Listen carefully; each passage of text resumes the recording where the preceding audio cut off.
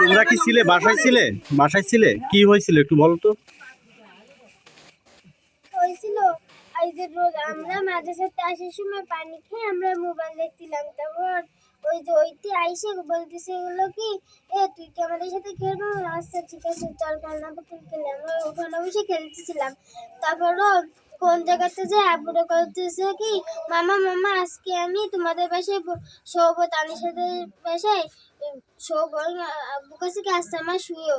তারপর রোদেলা শুয়েছে সবার কোনায়, আমি শুষি এই জায়গায়, তাই শুষি মাঝখানে, ও আবু শুষি ওই কোনায়। আচ্ছা, এই যে ভাঙচুর করছে, তারপরে যে তোমাদের এই যে সবকিছু যে এলো কথাড়ি ভাবে করছে, এটা কারা করছে? ওরাই করছে। ওরাই কে, কি নাম? ওই রোদেলার মা করছে, তার নাম রাজিয়া। আর কে করছে?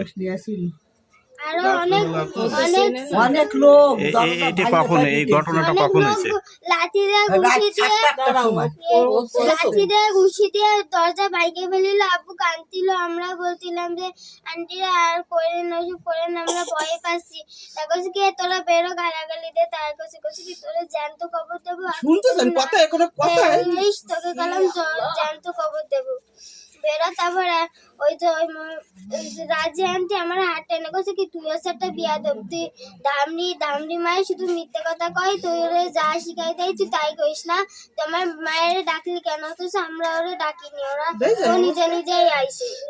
শুধু আমার চোখ গরম দিয়েছে, তুই আমার মায়েরা জীবনে ডাকবি না, আমার মায়ের সাথে খেলবি না, তাই তোর মেলা মারবো দেশ কেন।